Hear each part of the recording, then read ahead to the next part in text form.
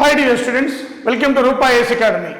మనం ఈ వీడియోలో ముఖ్యమైన కరెంట్ అఫైర్స్ గురించి నేర్చుకుంటున్నాం. వాటిలో ముఖ్యంగా తెలుగు రాష్ట్రాలకు సంబంధించి ఒక ఇంపార్టెంట్, ఈ చిత్రంలో కనిపిస్తున్న వమెన్ Neelima Paladugu, Visakhapatnam. She is from Visakhapatnam, Neelima Paladugu. మరి ఈమె ఒక రికార్డ్ ఏంటంటే డెంటాన్స్ కనిపిస్తుంది చూడండి, డెంటాన్స్. ఇది ఒక గ్రేటెస్ట్, అతిపెద్ద, largest law organisation, law firm అనమాట. లా ఆర్గనైజేషన్, లార్జెస్ట్ లా ఆర్గనైజేషన్. దీనికి హ్యూమన్ రిసోర్సెస్ హెడ్గా మేము ఎన్నికయ్యారు. World largest law organisation డెంటాన్స్ human resources హెడ్గా ఎన్నికైంది విశాఖపట్నం నీలిమ పాలడుగు. ఇది చాలా ఇంపార్టెంట్ కూడా. ఆంధ్ర వాళ్ళకి, ముఖ్యంగా ఏ ఎగ్జామ్ రాసే వాళ్ళకి లోకల్ రీజనల్ మన కరెంట్ అఫైర్ కింద వస్తుంది. గుర్తుపెట్టుకోండి, Visakhapatnam Neelima Paladugu.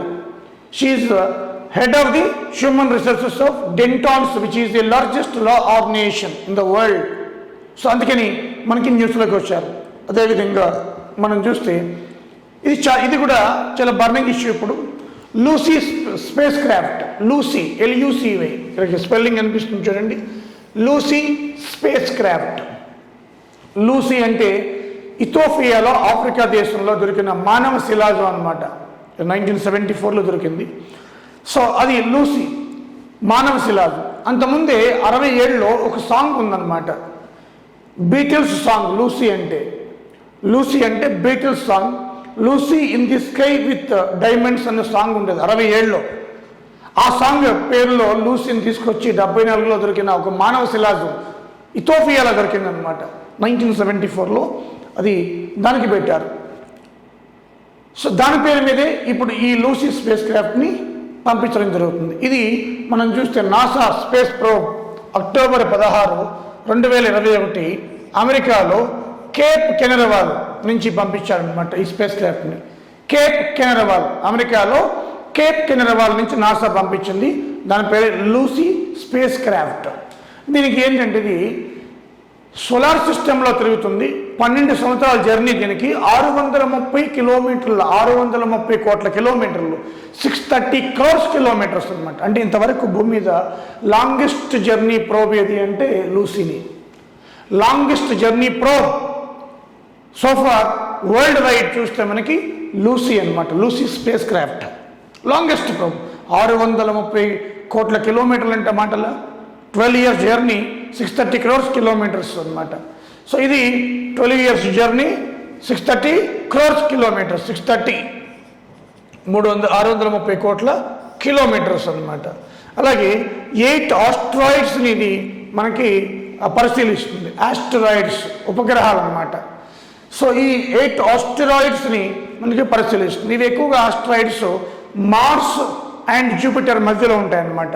Mars Jupiter, Mars planet, Jupiter planet, కుజుడు లేదా అంగారకుడు, గురుడు, ఈ 2 గ్రహాల మధ్య ఎక్కువ ఆస్ట్రాయిడ్స్ ఉంటాయి. సో 8 ఆస్ట్రాయిడ్స్ మీద పరిశోధన సాగిస్తుంది. ఆ 2 గ్రహాల మీద ఆస్ట్రాయిడ్ బెల్ట్ ఉంటుంది అనమాట. ఆస్ట్రాయిడ్ బెల్ట్ కుజుడు అంటే మార్స్ అండ్ జూపిటర్ మధ్యలో ఉంటుందన్నమాట. దాని పరిశోధన కోసం the Lucy Ethiopia human hominin skeleton అంటే మానవ శిలాజం. హోమినిన్ స్కెల్టన్ మానవ శిలాజం. అలాగే సాంగ్ పేరు పెట్టారు, Lucy in the sky with diamonds అనే సాంగ్ పేరు ఆ శిలాజానికి పెట్టారు, లూసీ అని. అదే లూసీస్ తోటి స్పేస్ క్రాఫ్ట్ పంపిస్తున్నారు అనమాట. సో ఇది కేప్ కెనరవాల్, అమెరికా. అయితే దీన్ని అట్లాంటస్ 5 అనే ఒక రాకెట్ ద్వారా తీసుకువెళ్ళారు. ఇది అక్టోబర్ 16 అంటే మొన్న శనివారం.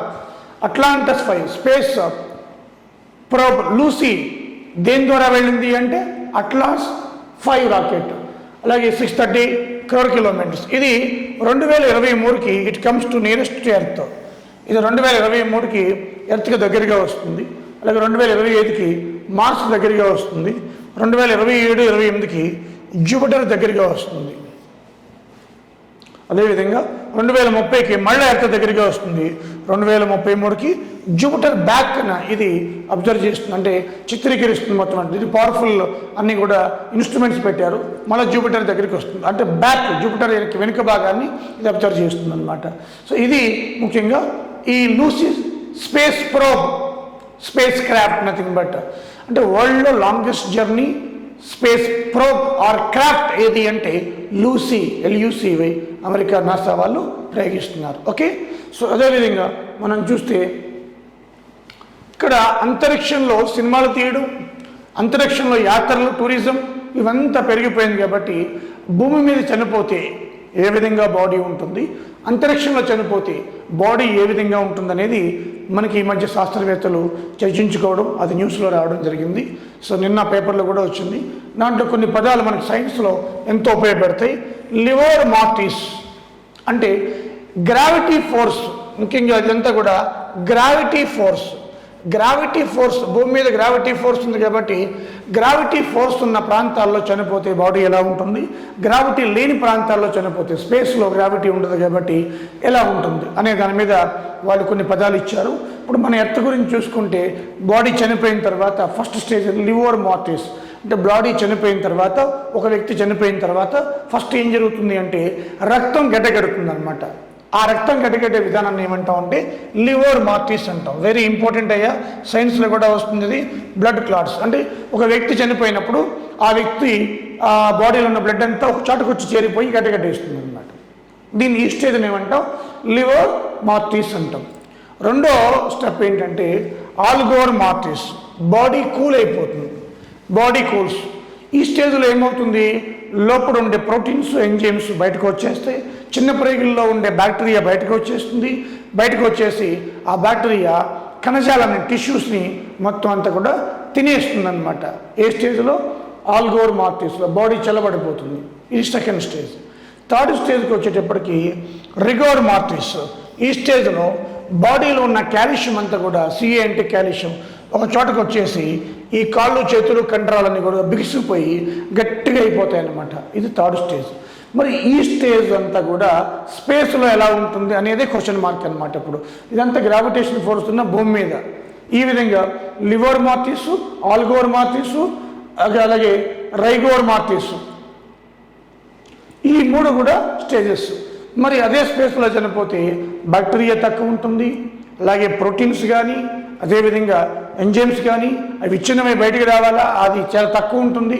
అంటే it will take lot of time to decompose the body అనమాట. సో ఈ అంశం మీద పరిశోధన కూడా జరుగుతుంది. కాబట్టి న్యూస్లోకి మనకి ఇవి పదాలు వచ్చాయి. ఇంగ్లీష్ పదాలు ఇవన్నీ కూడా సైన్స్ పదాలు, చాలా ఇంపార్టెంట్. ఓకే, సో అదేవిధంగా మనం చూస్తే the great resignation crisis America. The great resignation crisis ఎప్పుడు వచ్చింది, అమెరికాలో లాస్ట్ వీక్ నుంచి స్టార్ట్ అయింది. ఇది రెసిగ్నేషన్ అంటే ఏంటంటే కోవిడ్ మూలంగా చాలామంది ఉద్యోగాలు పోయి, సో కొంతమంది ఉద్యోగాలకి కావాలని రాజీనామా చేస్తున్నారు. దీన్ని గ్రేట్ రెసిగ్నేషన్ అంటారు. రెసిగ్నేషన్ అంటే రాజీనామా చేయడం. ఇది అమెరికాలో ఉందన్నమాట. అంటే ఆల్టర్నేటివ్ చూసుకుంటున్నారు అనమాట. అంటే ప్రజలు ఆల్టర్నేటివ్. ఇప్పుడు ఇండియా చూడండి, కోవిడ్ తర్వాత వ్యవసాయం మీద మక్కువ పెరిగింది, ప్రేమ పెరిగింది అనమాట. ఆల్టర్నేటివ్ చాలామంది పట్టణాల నుంచి పల్లెలు పోయి ఎకరం 2 ఎకరాలు 3 ఎకరాలు లేని వాళ్ళు కౌలు తీసుకుని వ్యవసాయం ప్రారంభించారు. అంటే ఆల్టర్నేటివ్ సోర్సెస్. సో ఇది ఇప్పుడు అమెరికాలో కుదిపేస్తుంది. The great resignation crisis America. Present last week నుంచి ఇదే పదాలు వినిపిస్తున్నాయి అన్నమాట. అదేవిధంగా బాయ్కాట్ 996 మూమెంట్ చైనా. ఇది నిన్న నుంచి ఈరోజు పేపర్లో వచ్చింది. బాయ్కాట్ 996. 9 అంటే morning 9 AM, 9 AM, evening 9 PM. ఇది working hours. Weekly 6 days, weekly 6 days, 6 days, 6 days weekly. So weekly 6 days అనమాట. ఇది చాలా ఎక్స్ప్లాయిటేషన్, బర్డెన్ అవుతుంది. కాబట్టి దీన్ని తగ్గించండి అని చెప్పి పెద్ద ఉద్యమం 996 ఉద్యమం అనమాట. ఇది చైనాలో ప్రజెంట్ కొన్ని టెకీస్ చాలామంది అంటే సాఫ్ట్వేర్ ఉద్యోగులు స్టార్ట్ చేశారు. అన్ని కంపెనీలకు వ్యతిరేకంగా అనమాట. ఈ రెండు కూడా మనకి చాలా ఇంపార్టెంట్ కొత్త పదాలు అనమాట. ఓకే, అదేవిధంగా డెంగ్యూ వ్యాక్సిన్. సో ఈరోజు పేపర్లో చూస్తే జపాన్ తకెడా ఫార్మా మనకి ఒక వ్యాక్సిన్ కనిపెడుతున్నట్టు TAK-003 ఆ వ్యాక్సిన్ పేరు డెంగ్యూకి. ఈ డెంగ్యూ ఎంత ప్రమాదకరమో మనందరికీ తెలుసు. ప్లేట్లెట్స్ కౌంట్ పడిపోతుంది, చనిపోతున్నారు చాలామంది కూడా. ఇది ఫిమేల్ ఈజిప్టీ మస్కిటో వల్ల వస్తుంది. ఫిమేల్ ఎడిస్ ఈజిప్టీ మస్కిటో చాలా ఇంపార్టెంట్. ఇది లాస్ట్ టైం AW క్వశ్చన్ కూడా. ఇది ఫిమేల్ ఎడిస్ ఈజిప్టీ మస్కిటో, ఆడ aegypti mosquito, aedes aegypti mosquito వల్ల వస్తుంది. RNA ఫ్లావీ వైరస్ అనేది, ఈ వైరస్లో RNA ఉంటుంది. RNA ఫ్లావీ వైరస్ బాడీలోకి ఎంటర్ అవుతుంది. ఇది ప్లేట్లెట్స్ మీద ప్రభావం చూపిస్తుంది. So RNA flavivirus, not DNA, RNA flavivirus. So దామేమో మస్కిటో పేరు ఎడిస్ ఈజిప్టి మస్కిటో. సో ఆ వైరస్ పేరు flavi virus, RNA flavivirus. So దీనివల్ల డెంగ్యూ అవుతుంది. దీన్ని వ్యాక్సిన్ ద్వారా మనం కంట్రోల్ చేయవచ్చు అనేది మనకి జపాన్ తకెడా ఫార్మా ఆల్రెడీ మనకి వ్యాక్సిన్ తయారు చేస్తుంది అనమాట. అలాగే ఈ vaccine live attenuated tetravalent dengue vaccine. దీని పేరు live attenuated tetravalent dengue vaccine అనమాట.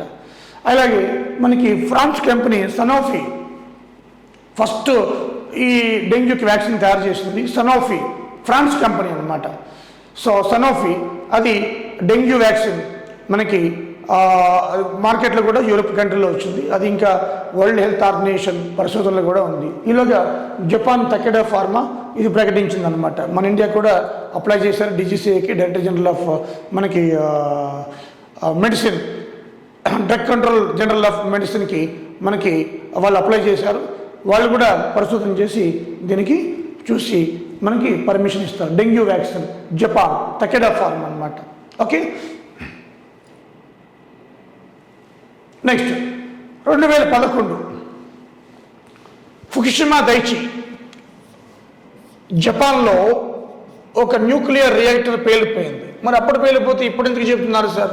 ఇది ఇప్పుడు న్యూస్లోకి వచ్చింది. ఎలా వచ్చిందో చెప్తాను. ఫుకుషిమా దైచి ఇది చాలా ఇంపార్టెంట్, ఇది డిజాస్టర్లో కూడా వస్తుంది. అంటే 2011లో మార్చి 11న జపాన్లో సునామీ వచ్చింది. ఈ సునామీ వచ్చిన రెండో రోజు మనకి ఈ యొక్క న్యూక్లియర్ రియాక్టర్ పేలిపోయిందనమాట. దాన్ని కంట్రోల్ చేయడం కోసం సముద్రంలో ఉన్న నీళ్ళన్నీ కూడా 1.25 మిలియన్ టన్నీస్ వాటర్ని పంపించారు లోపలికి న్యూక్లియర్ రియాక్టర్లోకి, వేడిని కంట్రోల్ చేయడం కోసం. మరి అదంతా కూడా ఆ వాటర్ అంతా ఏమైంది, లోపల పంపించిన వాటర్ అంతా కూడా రేడియో ధార్మికత అంటే న్యూక్లియర్ పొల్యూటెంట్ అయిపోయింది అనమాట. రేడియాక్టివ్ ఎలిమెంట్లు అన్నీ కూడా ఎంటర్ అయిపోయినాయి. దాంట్లో ట్రిటియం, స్ట్రాంటియం, C14 ఇవన్నీ కూడా రేడియాక్టివ్ పొల్యూటెంట్స్ అనమాట, చాలా ప్రమాదం. ఇవన్నీ ఏం చేశారు, 1000 ట్యాంక్స్లో వాళ్ళు స్టోర్ చేసి పెట్టారు, 1000 ట్యాంక్స్లో. ఇప్పుడు ఆ ట్యాంక్స్ని వాళ్ళు శుద్ధి చేసి సముద్రంలోకి వదిలేస్తా అంటున్నారు ఆ నీళ్ళని. రష్యా నుంచి చైనా వరకు అన్ని దేశాలు కూడా తీవ్ర అభ్యంతరం చెబుతున్నాయి అలా చేయొద్దు అని. మొన్నటి వరకు నేమో చేయమని చెప్పింది, మళ్ళీ జపాన్ వాటిని శుద్ధి చేసి ఫిల్టర్ చేసి మేము సముద్రాలకు ఆ నీళ్ళని వదిలేస్తూ ఉంటుంది. మా దగ్గర ట్యాంకుల కొరత ఉంది, ఇబ్బందిగా ఉంది, కాబట్టి ఆ వాటర్ని మేము శుద్ధి చేసి వదిలేస్తాం. ఇతర దేశాలు సముద్ర పరిధిలో ఉన్న దేశాలన్నీ కూడా మనకి చాలా విచారం వ్యక్తం చేస్తున్నాయి, ఆందోళన వ్యక్తం చేస్తున్నాయి అగెనిస్ట్ జపాన్ అనమాట. అందుకని మళ్ళీ న్యూస్లోకి వచ్చింది. ఓకే, సో ఇది ఫుకుషిమా దేశీ వ్యవహారం. అలాగే ల్యాండ్ స్లైడ్స్ కేరళ, మీరు తెలుసు ఈరోజు 26 మంది చనిపోయారు కొట్టాయం, ఇడుక్కులో. అసలు ల్యాండ్ స్లైడ్స్ రావడానికి కారణం ఏంటి? కొండ చెల్లు విరిగిపడ్డం. దానికి జియో ఫిజికల్ మూమెంట్స్, అలాగే ఎర్త్క్వేక్స్, అన్సైంటిఫిక్ మైనింగ్, ఇష్టం వచ్చినట్టు అడ్డంగా తవ్వుకుపోవడం, అన్సేఫ్ టూరిజం, ఇవి ప్రధానమైన కారణాలు ల్యాండ్ స్లైడ్ కొండ చెల్లు విరిగిపడడానికి. అయితే ప్రపంచంలో 30% అంటే 1/3 ఈ ల్యాండ్ స్లైడ్స్ అన్నీ కూడా ఒక్క హిమాలయాస్లోని మనకి జరుగుతాయట రిపోర్ట్ పై, హిమాలయాస్. అలాగే తర్వాత వెస్టర్న్ ఘాట్స్ రెండు, ఇప్పుడు వెస్టర్న్ ఘాట్స్లో జరిగింది కేరళ. సో వెస్టర్న్ ఘాట్స్, హిమాలయాస్, వరల్డ్లో 1/3 అంతా కూడా మన ఇండియాలోని ల్యాండ్ స్లైడ్స్. దాంట్లో 30% కేవలం ఒక హిమాలయాస్లోని. ఇవి ల్యాండ్ స్లైడ్స్, 26 మంది చనిపోయారు. ల్యాండ్ స్లైడ్ కారణం ఏంటంటే geophysical movements, earthquakes, unscientific mining, unsafe tourism, అలాగే హైడ్రోస్టాటిక్ ప్రెజర్ కూడా. హైడ్రోస్టాటిక్ ప్రెజర్ కూడా, ఈ ప్రెజర్ వల్ల కూడా మనకి ల్యాండ్ స్లైడ్స్ కింద పడిపోతాయి అన్నమాట. ఓకే, సో ఇవన్నీ కూడా ల్యాండ్ స్లైడ్స్కి కారణాలు, డిజాస్టర్లు కూడా రావచ్చు. ఓకే, అదేవిధంగా ఈ చిత్రంలో చూడండి, ముగ్గురు ఉన్నారు. ఒక ఆయనేమో ఆయన ఆస్ట్రోనమిస్ట్, ఆయన డైరెక్టరు, ఈమె యాక్టరు. మరి international space station Russia first challenge movie, first space movie అన్నమాట. ఛాలెంజ్ రష్యా వాళ్ళు ఫస్ట్ అంతరిక్షంలోకి వెళ్ళింది రష్యాని, ఫస్ట్ స్పేస్ మూవీ కూడా రష్యాని. ఇప్పుడు దాని పేరు challenge movie. So Yulia Peresild actor ఈమె, అలాగే క్లిమ్ షెపెన్కో ఈయన డైరెక్టరు. క్లిమ్ షెపెన్కో ఈమె మనకి పెర్సిల్డ్, ఈమె ఈయన డైరెక్టర్ అనమాట. సో షెపెన్కో మధ్యలో ఆయన యాంటోన్ షెకెల్ప్లోర్, ఈయన ఆస్ట్రోనమీ. యాంటోన్ షకప్ లెరోవ్, యాంటోన్ షకప్ లెరోవ్, ఈయన ఆస్ట్రోనమిస్ట్. సో ఈ సోయజ్ MS-19 స్పేస్ షిప్లో 12 రోజులు సినిమా షూటింగ్ జరిగింది. 12 days. నిన్న వచ్చేసారు వీళ్ళు, అందుకే ఈరోజు న్యూస్లోకి వచ్చింది. నిన్న వచ్చేసారనమాట. సో 12 days మొత్తం షూటింగ్ జరిగిందనమాట. సో ఇది ఫస్ట్ స్పేస్లో షూటింగ్. ఎవరు అంటే డైరెక్టర్ పేరు క్లిన్ షెపెన్కో, అలాగే యాక్టర్ యులియా పెరిసిల్డ్. దేంట్లో వెళ్ళారు వీళ్ళు? సోయజ్ MS-19 స్పేస్ షిప్లో వెళ్ళారనమాట. ఓకే. సో రష్యా మూవీ, అది ఛాలెంజ్ మూవీ పేరేంటి? ఛాలెంజ్ ఇది. సో ఇవి ముఖ్యంగా మనకి వరల్డ్ రికార్డ్ అనమాట, ఫస్ట్ స్పేస్ మూవీ. అదేవిధంగా మనం చూస్తే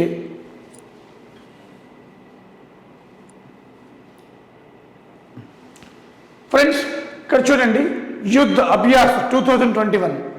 ఇది ఒక military, joint military exercise. India US joint military exercise అనమాట.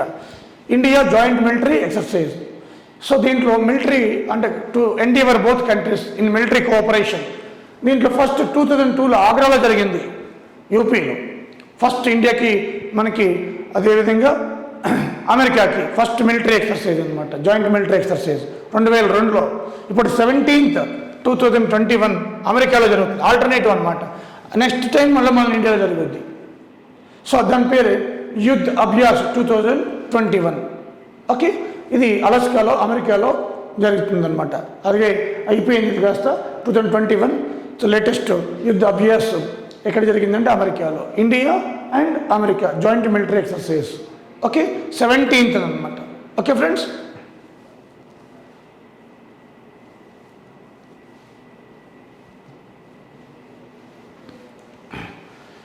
ఫ్రెండ్స్ ఈ వీడియోని అందరికీ షేర్ చేయండి. చాలా ఇంపార్టెంట్ కరెంట్ అఫైర్ చెప్పాను దీంట్లో కూడా. సో అందరికీ షేర్ చేయండి. ఏఈ కానీ, AWE కానీ, తెలంగాణ కానీ, ఆంధ్రప్రదేశ్ కానీ. సో మీకు ఏం కావాలో ఈ యూట్యూబ్ ఛానల్ ద్వారా అంటే current data, important, focus on Telangana, focus on AP కానీ అందిస్తూ ఉంటాను టైం టు టైం. అదేవిధంగా మా దగ్గర ఆన్లైన్ కోర్సెస్ కూడా ఉన్నాయి. So you know very well. So ఈ కోర్సెస్ ఏ విధంగా ఉంటాయని కూడా మీకు డిస్ప్లే అవుతుంది. ఈ వీడియోని అందరికీ షేర్ చేయండి. Thank you very much.